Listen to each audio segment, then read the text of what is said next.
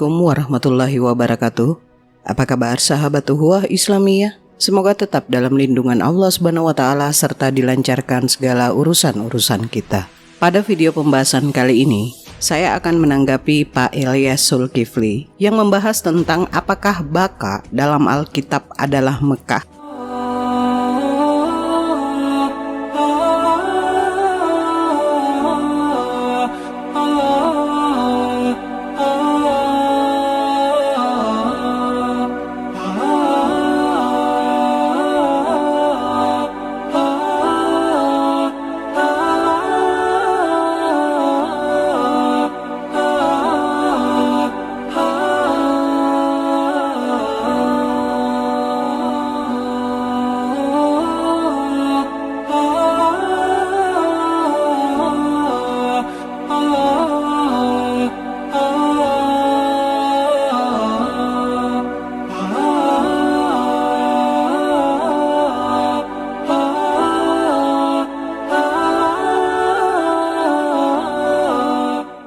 Dan tidak lupa pula saya ingin mengucapkan terima kasih yang sebanyak-banyaknya kepada yang telah mendukung channel Esa Rafleza, baik itu dukungan untuk kegiatan Esa di luar konten YouTube dan juga dukungan doa dari semuanya. Semoga Allah SWT membalas semuanya dengan berlipat-lipat. Amin. Nah, bagaimana videonya? Mari kita lihat bersama dan tanggapi poin per poin. Check it out.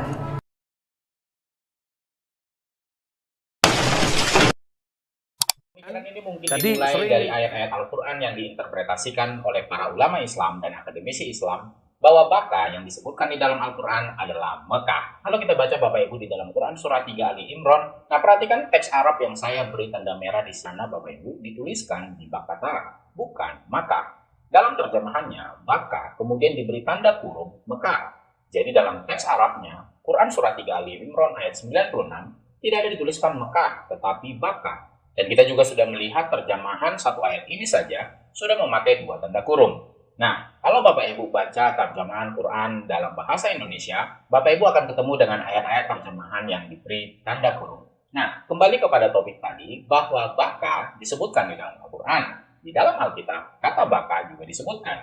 Kalau kita baca di dalam Mazmur 84 ayat 7, apabila melintasi lembah Baka, perhatikan di sana, Baka. Tetapi Mekah tidak pernah disebutkan di dalam Alkitab sebagai tempat ibadah menyembah Tuhan atau Elohim yang ada di dalam Alkitab. Nah, Bapak Ibu akan bertanya, di mana lembah Baka yang disebutkan di dalam Mazmur 84 ini, Pak Jo? Mari kita lihat. Nah, kita lihat dulu di dalam kedua teks Ibrani dan Yunani ini, Baka dalam bahasa Ibraninya dan Cloudmonos dalam bahasa Yunaninya. Nah, di mana lagi kita bisa temukan kata Cloudmonos itu, Bapak Ibu? Kita bisa temukan di dalam 2 Samuel 5 ayat 22 sampai 23. Nah, perhatikan di dalam teks Masoretnya dan di dalam Septuaginnya. Nah, kembali lagi di sana dituliskan ada Cloudmonos dan itu terletak di lembah Refaim atau dalam teks Yunaninya adalah Titanon atau lembah Titan. Kita tahu sendiri Titan itu adalah raksasa. Nah, lembah Refaim itu ada di dekat Yerusalem. Kalau kita perhatikan di dalam peta ini Bapak Ibu, bahwa lembah Refaim ada di antara Yerusalem dan Bethlehem. Nah, kalau para ulama Islam tetap mengatakan bahwa Baka yang dimaksud itu adalah Mekah, maka kita lihat bahwa jarak antara Baka dan Mekah itu jauh sekali. Kita bisa lihat di dalam Google Map ini, kurang lebih berjarak 1.500 km. Jadi, tidak mungkin menuju kepada tempat yang sama, dan jaraknya lebih kurang 1.500 km. Jadi, Bapak Ibu, setelah melihat kurang lebihnya penjelasan dari Pak Ilyas mengenai lembah Baka dalam Alkitab, kita cukup senyumin saja. Kenapa saya berkata seperti itu? Sangatlah prematur ketika Pak Ilyas menyimpulkan tentang lembah Baka dalam Alkitab bukanlah Mekah, melainkan lembah Refaim yang berada di barat daya Yerusalem sampai lembah Elah. Namun sebelum itu, Esa ingin mengatakan, jika sahabat muslim belum mengisi form untuk bisa mendapatkan e-book literatur untuk dakwah kristologi yang up to date secara gratis, ingat ya, gratis. Silahkan sahabat muslim segera mengisi form yang ada di deskripsi, sertakan nomor WA aktif agar Esa dapat mengirimkan file-file literasi yang menarik. Nah, di samping ada gratisan, para pemirsa juga dapat berinteraksi dengan Esa. Semoga bermanfaat. Baik, kita lanjut lagi ke topik. Saya kutip dulu dasar ayatnya ya. Mazmur 84 ayat 7-8 yang berbunyi, apabila melintasi lembah Baka, Mereka membuatnya menjadi tempat yang bermata air, bahkan hujan pada awal musim, menyelubunginya dengan berkat. Mereka berjalan makin lama makin kuat, hendak menghadap Allah di Sion. Nah, ketika Pak Elias menjelaskan bahwa lembah Baka yang dimaksud dalam Alkitab adalah lembah Refaim, dilihat dari segi bahasa. Arti Baka dalam bahasa Ibrani adalah pohon kertau atau mulberry tree. Pohon kertau ini bisa dilihat dalam 2 Samuel 5 ayat 22-23 yang berbunyi, ketika orang Filistin maju sekali lagi dan memencar di lembah Refaim, maka bertanyalah Daud kepada Tuhan, dan ia menjawab, janganlah maju, tetapi buatlah gerakan lingkaran sampai ke belakang mereka, sehingga engkau dapat menyerang mereka dari jurusan pohon-pohon kertau. Nah, atas dasar itulah Pak Elias mengklaim bahwa lembah Baka yang dimaksud adalah lembah Refaim yang terletak sekitar 6 km sebelah barat daya Yerusalem. Berarti lembah Baka sendiri pasti terletak tidak jauh dari lembah Refaim. Kitab Mazmur menggambarkan orang-orang Yahudi yang hendak berziarah ke Yerusalem di mana harus melalui lembah Baka. Tidak logis jika orang-orang Yahudi yang berdiam di tanah Israel dan wilayah sekitarnya saat hendak ke Yerusalem harus menuju Mekah dulu yang jaraknya sekitar 1400 km kemudian berbalik lagi ke Yerusalem. Nah, benarkah begitu? Mari kita ulas. Saya kutip ulang dulu kitab Mazmurnya ya, biar lebih jelas. Mazmur 84 ayat 1-10 yang berbunyi, untuk pemimpin biduan, menurut lagu Gitit, Mazmur Bani Korah, betapa disenangi tempat kediamanmu, ya Tuhan semesta alam. Jiwaku hancur karena merindukan pelataran-pelataran Tuhan. Hatiku dan dagingku bersorak-sorai kepada Allah yang hidup. Bahkan burung pipit telah mendapat sebuah rumah, dan burung layang-layang sebuah sarang, tempat menaruh anak-anaknya. Pada mesbah-mesbahmu, ya Tuhan semesta alam, ya Rajaku dan Allahku. Berbahagialah orang-orang yang diam di rumahmu, yang terus-menerus memuji-muji engkau.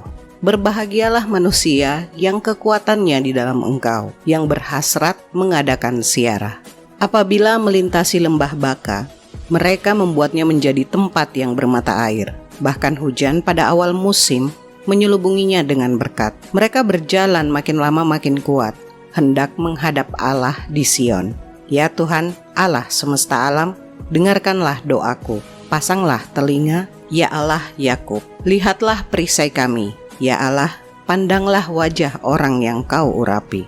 Sebab lebih baik 1 hari di pelataranmu daripada 1000 hari di tempat lain. Lebih baik berdiri di ambang pintu rumah Allahku daripada diam di kemah-kemah orang fasik. Nah, setelah melihat Mazmur 84 ayat 1-10, kita dapat melihat poin-poinnya ya. Nah, dalam Mazmur 84 ayat 4-5, di situ jelas terlihat untuk peziarah umat manusia atau Bani Adam atau anak-anak Adam yang beriman, bukan hanya untuk kaum Yahudi saja dan tidak terbatas waktu itu saja. Jadi stigma Pak Elias harus direparasi agar lebih objektif ya. Kata manusia pada ayat di atas sangat jelas menunjukkan peziarah umat manusia, bukan hanya Bani Israel semata, dan tidak berlaku pada zaman itu saja. Berikutnya, dalam kitab Mazmur 84 ayat 2, Nabi Daud merasa jiwanya terasa jauh karena merindukan pelataran Tuhan. Nah, perlu digarisbawahi bahwa Nabi Daud mengatakan hal tersebut di Yerusalem. Nampak dalam perkataannya bahwa ia sangat merindukan untuk pergi ke Bait Allah di Baka, daerah yang jauh dari Yerusalem. Nah, apakah logis ketika Nabi Daud merindukan Bait Allah yang berada di Yerusalem, sedangkan Nabi Daud sendiri berada di Yerusalem? Nih, sama seperti orang yang tiap hari hidup di Surabaya, tapi dia ngomong kalau sangat rindu dengan kota Surabaya. Terlihat sangat aneh kan? Berikutnya, The Jewish Encyclopedia menyatakan bahwa Baka dalam Mazmur 84 adalah daerah tandus yang kekurangan air dibandingkan lembah-lembah yang lain. Dalam bahasa Ibrani, Baka artinya lembah menangis atau crying valley atau valley of weeping, dan pohon kertau atau pohon balsam atau balsam tree.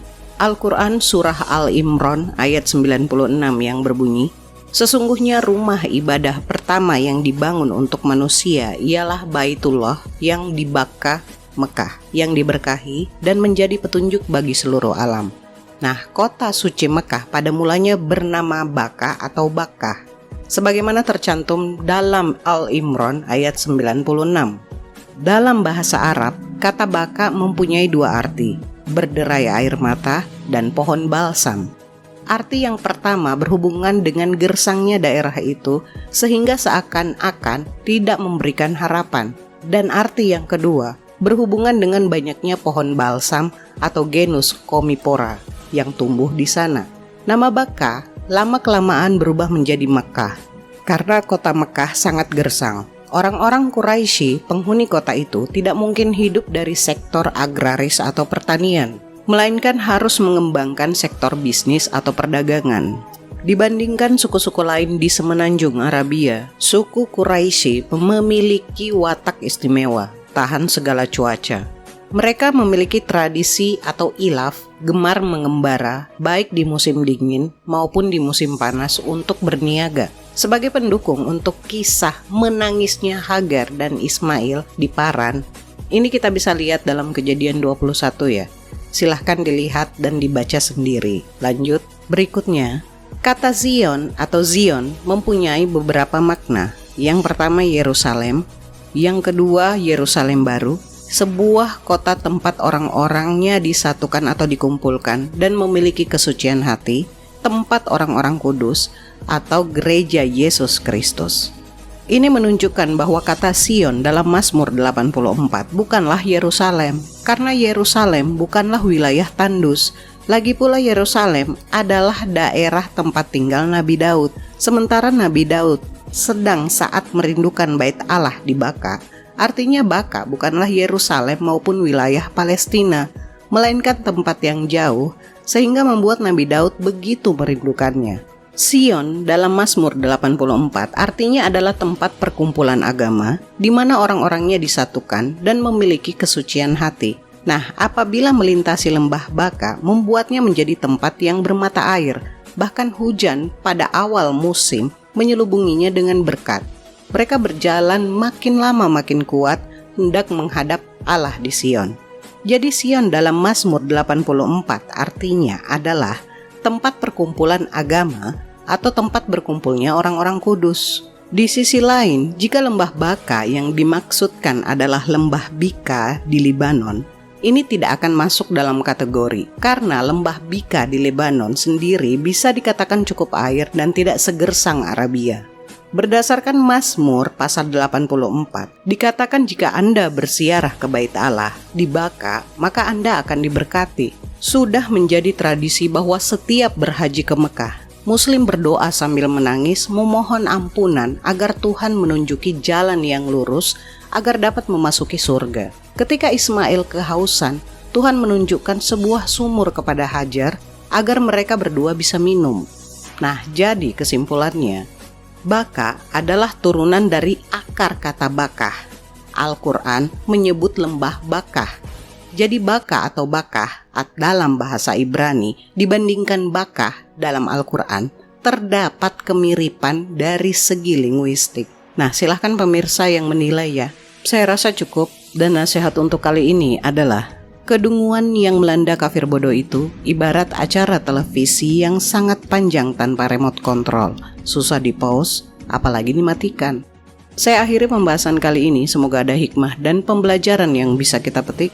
Kurang lebihnya mohon dimaafkan. Akhir kata, Maha benar Allah dengan segala firman-Nya. Allahumma salli ala Sayyidina Muhammad. Wassalamualaikum warahmatullahi wabarakatuh.